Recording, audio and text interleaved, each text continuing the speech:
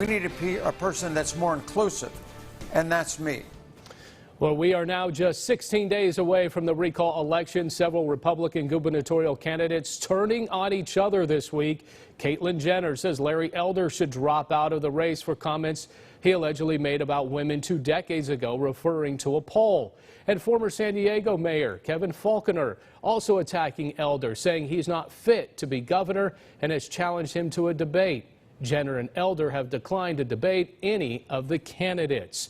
All the polls show this recall race is really too close to call. Larry Elder still the overwhelming favorite when it comes to question number 2 on the recall ballot. So let's welcome in our panel, Abigail Solis, Gary Bredefeld, and stunning developments actually for the governor this week. He was expecting to have the vice president with him in the Bay Area on Friday, but of course she decided not to come with the events happening in Afghanistan. Is what's happening in Afghanistan now going to hurt Governor Newsom's recall campaign in the state of California, knowing that he may not have the reinforcements of the White House to help him? Abigail, we'll start with you. No, you know, Alexandra, what you just said about Republicans not being able to get behind one candidate, that just shows you Republicans have no plan. This recall election is a total power grab, like I mentioned before, and Californians recognize that. I do not think that Vice President Kamala Harris canceling her trip will affect the governor in any negative way. If anything, it just shows the priority of the current administration for Kamala to decide to fly straight back to Washington, D.C. when she arrives from Asia on Friday, means that she is prioritizing the horrible situation happening in Afghanistan. And I think that California voters understand and appreciate that. Gary, your thoughts on this? Because obviously I think maybe Newsom really welcomed this, obviously. I think he knows the magnitude of why the vice president is not coming. I think we all understand that, like Abigail said. But could it potentially hurt his campaign?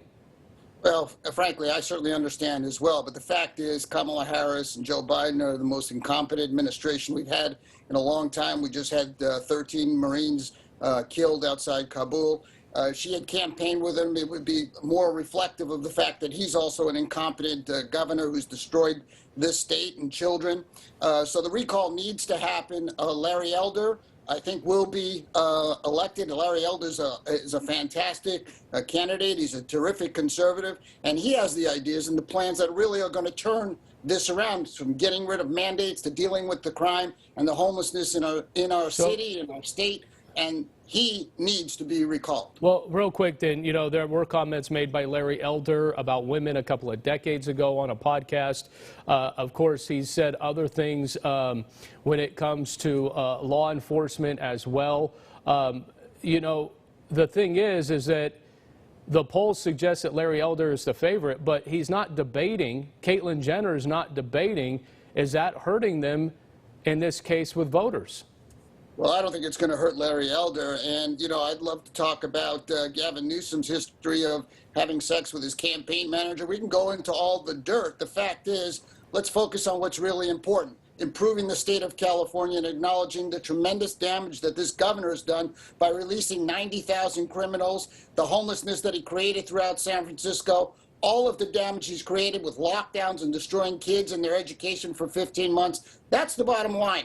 All the other people want to talk about nonsense. It should get back to, are our lives going to be improved with a change or not? And they definitely will be with him being recalled. Abigail, your thoughts? I agree. We cannot talk about treatment of women unless you want to talk about your ex-president. But then we'd be here all night talking about what he's accused of and the many allegations of rape he has against him. So we won't go there, Gary. But, you know, I will say that California, you know, is benefiting from Governor Newsom. You know, just next week, families are going to receive $600. If you have kids, you're going to receive an extra $500. That money is coming from Governor Newsom because he understands that families are still struggling. He has always put families first, and that's what this election is about. Californians know that Elder, his values do not represent the majority of California, and there's no way he's going to be elected. I want to finish with this, guys. Club One Casino, we talked with the Fresno City Council member Tyler Maxwell. It is moving to Granite Park. Gary, I know you were the lone no vote due to the restrictions in place on the casino. Now, your colleague, he had this to say about your decision on that. If you remember, he wanted to charge them $100,000 every time the noise got louder than a vacuum cleaner. It essentially killed the deal, which gets the city hundreds of thousands of dollars, dozens of jobs, and entertainment for our whole city. So you have to ask yourself, what's different from that deal and the Club One casino deal, Alex on? Why did he have such a flip? And could it be that Councilmember Bredefield lives directly across the street from Woodward Park?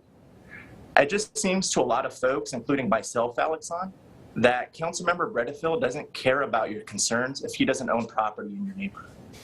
Of course, Tyler Maxwell there, Gary, is talking about the concerts in the park that were expected to be at Woodward Park at some time. You voted no on that. Your response?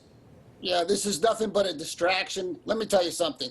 Club One, he shut them down. He took away their tables, turned away 130 people who wanted to get back to work, and he tried to skim off 12%, which is what the council approved, to give it to his developer friend, Terrence Frazier, who's engaged the council member Esmeralda Soria. And only 2 months ago, they tried to give Terrence Frazier $4.3 million of taxpayer money, not one dime that was supposed to be given to him.